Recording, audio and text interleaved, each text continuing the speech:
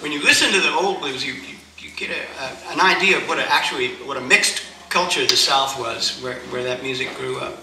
There's rhythms and there's lyric lines that are actually Native American in their origin, and there's a fairly hefty Latino influence in it that came both from Cubans coming through New Orleans and Mexican farm workers who somebody got the bright idea to send Mexicans to the Delta because they thought they would be even more resistant to heat and mosquito-borne diseases than the Africans were. And they didn't stay very long. They left behind very little evidence except some music influences and the fact that hot tamales are a delicacy in the Mississippi Delta. Like every time you drive down any highway there, you will pass several homemade tamale stands, you know.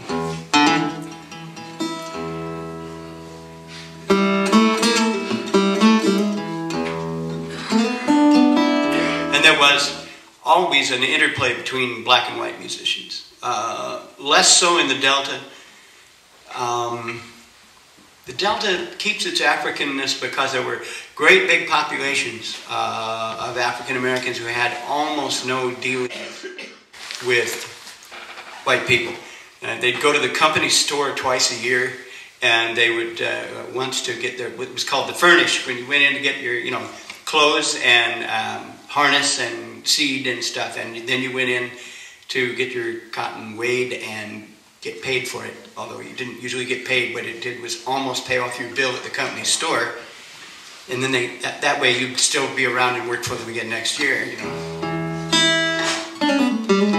But further up the East Coast, still in the South, but what's called the Piedmont country, kind of from Baltimore down, the Tidewater area of Virginia and the coast of Georgia and the Georgia Sea Islands.